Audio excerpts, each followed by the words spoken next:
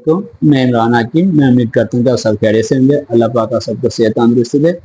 आज मैं आपके लिए एक और वीडियो लाया हूँ जो कि ट्रिकोस्मी ट्यूब के बारे में। ये जो इंस्ट्रूमेंट नज़र आ रहा है इसको बोलते हैं ट्रिकोस्मी ट्यूब।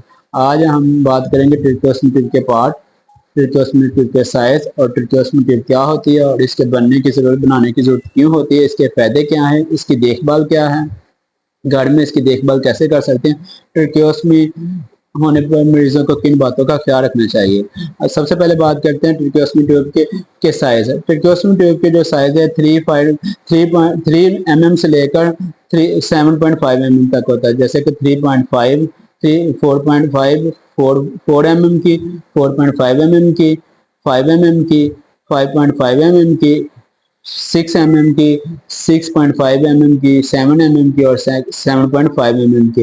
ये ट्रिकोस्मी ट्यूब हर उम्र के मरीज को डाली जा सकती है। बच्चों में भी डाली जा सकती है और बड़ों में भी डाली जा सकती है। ट्रिकोस्मी ट्यूब के पार्ट्स की बात करते हैं तो इसके दो पार्ट होते हैं। एक आउटर कनेला होता है, ये वाला जो नजर आ रहा है इसको आउटर कनेला बोलते हैं। ये कनेला नजर आ रहा है इसको इनर कनेला बोलते हैं। ये इस तरह इसके अंदर होता है, इसको निकालते हैं। उसके बाद ये सी शेप होती है, ट्रिकोस्मी ट्यूब जो सी शेप होती है। और ये जो नजर आ रहा है इसको बोलते हैं बलून। और ये जो विंग्स नजर आ रहे हैं, ये दो आपको नजर आ रहे हैं, इसको बोलते हैं विंग्स। ये 15 mm का कनेक्टर है और ये इनहेलेशन ट्यूब है। और ये जो पार्ट है इसको बोलते हैं बलून। और ये जो है वन वे वेल्व, इसके जरिए हम एयर डालते हैं सिरिंज की मदद से। और ये जो इसको बोलते हैं कैप, आपको नजर आ रही है, इसको बोलते हैं रबड़। ये टाई करने के काम आती है ट्रिकोस्मी ट्यूब। ठीक है, उसके बाद बात करते हैं कि ट्रिकोस्मी क्या होती है और ट्रिकोस्मी बनाने की जरूरत क्यों पड़ती है और ये ट्रिकोस्मी किन मरीजों में डाली जाती है। ऐसे मरीज जिनको सर की चोट लगी हो, या वॉइस बॉक्स का कैंसर हो, या कोमा में पेशेंट हो, या जो मरीज खुद से सांस ना ले रहे हो, या जिन मरीजों को सर या गर्दन का कैंसर हो, ऐसे मरीजों को वेंटिलेटर के जरिए सांस लेने की जरूरत पड़ती है। क्योंकि ये मरीज खुद से सांस नहीं ले रहे होते, इसलिए इन मरीजों को ट्रिकोस्मी ट्यूब डालनी पड़ती है। क्योंकि ऐसे मरीज अपने एयरवे यानी सांस के रास्ते को प्रोटेक्ट नहीं कर पा रहे होते। ऐसे मरीजों में मुंह में बनने वाला थूक या सिक्रेशन इकट्ठा होता है और वो इसे निगल नहीं पा रहे होते और थूक सांस के रास्ते फेफड़ों में जा सकती है, जिसे मेडिकल जुबान में एस्पिरेशन कहते हैं। और ये थूक फेफड़ों में जाकर फेफड़ों को खराब कर सकता है। इन मरीजों में मुकम्मल तौर पर ठीक होने में कई महीने या साल भी लग सकते हैं, इसलिए इन मरीजों में ट्रिकोस्मी की जरूरत पड़ती है। आईसीयू में वेंटिलेटर से मरीज को हटाने में भी मदद करती है।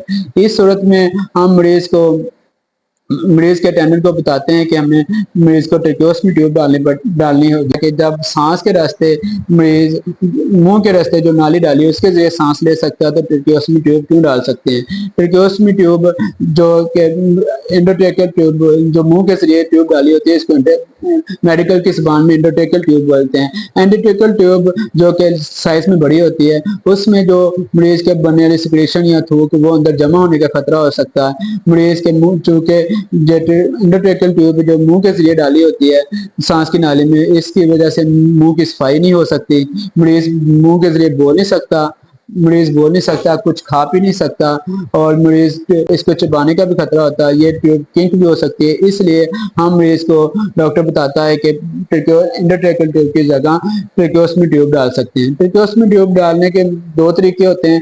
एक ऑपरेशन करके मरीज को चीरा दे के जो ट्रेके तक जाके ट्रेके में ट्रिकोस्मी ट्यूब डाल सकते हैं। दूसरा तरीका जो है वो पैराकटेनियस ट्यूब का है, यानी पीसीटी के जरिए। ये पीसीटी जो ट्यूब है इसको डॉक्टर आईसीयू में डाल सकता है, आईसीयू में डाल सकता है। और ये जो पीसीटी किट है ये काफ़ी एक्सपेंसिव होती है, इसका ये नुकसान है, लेकिन ये डालने में आसान होती है और ये आईसीयू का डॉक्टर डाल सकते हैं। इसको ईएनटी के डॉक्टर या मरीज को ऑपरेशन थिएटर में जाने की जरूरत नहीं पड़ती। फिर कहते हैं कि ट्रिकोस्मी ट्यूब के डालने के फायदे क्या हैं। ट्रिकोस्मी ट्यूब डालने के फायदे ये है कि मरीज खुद से बोल सकता है, मरीज कुछ खा मरीज को वेंटिलेटर से हटाने में भी ट्रेकोस्टमी ट्यूब की मदद की मदद से वेंटिलेटर से पेशेंट को हटाया जा सकता है ट्रेकोस्टमी ट्यूब की मदद से। ट्रेकोस्टमी ट्यूब स्पीकर से दूसरी जगह डिस्प्ले होने का खतरा कम होता है। अब बात करते हैं कि ट्रेकोस्टमी ट्यूब में जब डाल के मरीज को घर भेजते हैं तो इसकी एहतियाती तदाबीर क्या बतानी है, पेशेंट को एहतियाती तदाबीर क्या करनी है। अब बताते हैं कि पेशेंट को जब पेशेंट ट्रेकोस्टमी ट्यूब के साथ घर जाता है तो पेशेंट को बताते हैं कि हर 2 घंटे बाद पेशेंट की जो ट्रेकोस्टमी ट्यूब है इसकी सक्शन करनी है, यानी नेल्टन की मदद सक्शन कैथेटर की मदद से इसकी सक्शन करनी है। ठीक है। और मरीज के जो ट्रेकोस्टमी ट्यूब होती है उसके ऊपर वेट गाज गीला करके रखना होता है ताकि जो नमी वाली एयर मरीज के फेफड़ों में जा सके। ट्रेकोस्टमी ट्यूब में जो है हमने एयर बड़ी होती है बलून में, तो इसके एयर को हर 2 घंटे बाद डिफ्लेट भी करना होता है ताकि पेशेंट को जो ट्रेकिया में कोई मसला ना बन जाए। इस वजह से हमने हर 2 घंटे बाद जो एयर डाली होती है बलून में उसको इन्फ्लेट करना होता है, उसके बाद डिफ्लेट करना होता है और उसके बाद एयर डालनी होती है।